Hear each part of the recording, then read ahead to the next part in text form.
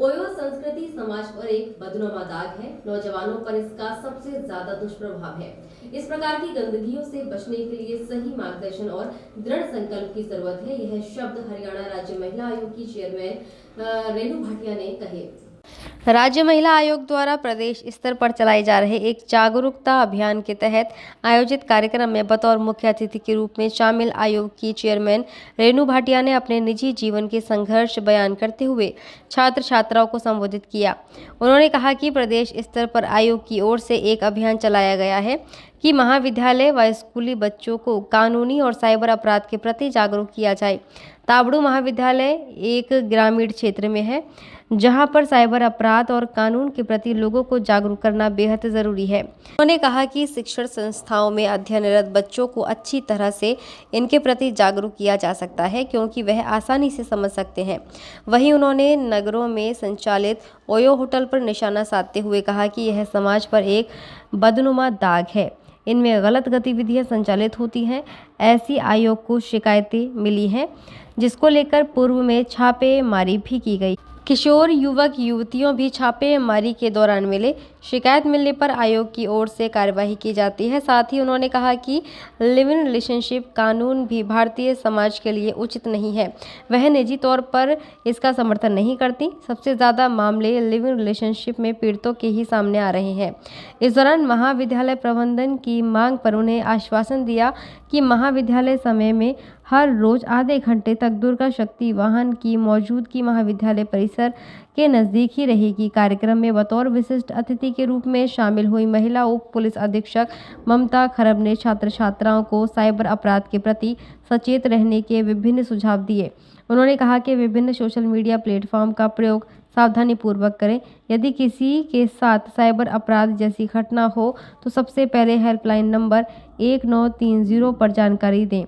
इस मौके पर छात्र छात्राओं ने शानदार सांस्कृतिक कार्यक्रम की भी प्रस्तुति दी, जिन्हें मुख्य अतिथि की ओर से प्रशंसा पत्र देकर सम्मानित किया गया। आयोग ने एक सीरीज चलाई है सभी स्कूल कॉलेजेस में यूनिवर्सिटीज़ में हरियाणा के जाने की।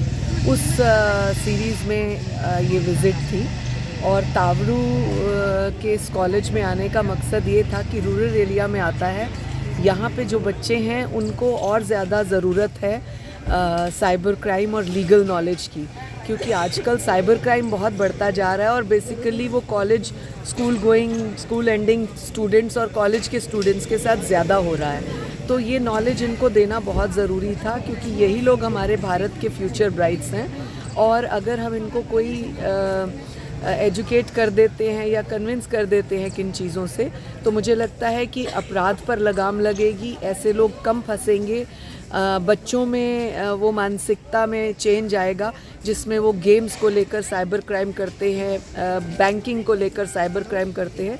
तो इन चीज़ों को यहीं पर रोकते हम इस उम्मीद के साथ कि कॉलेज के स्कूल्स के बच्चे ज़्यादा जल्दी ग्रैप करते हैं बात को, हम लोगों ने ये सीरीज़ स्टार्ट की है। सारे केसेस जो आयोग में आते हैं, यहाँ पर नहीं पूरे देश भर में जब हमारी राष्ट्रीय बैठक भी होती है उस पर हम चर्चा करते हैं, तो लगभग एक साइलेंट स्पीकिंग यही रहती है कि कई बार कोई कानून जो है आ जाता है, लेकिन उसका क्या इफ़ेक्ट रहता है इसको देखना बड़ा ज़रूरी है।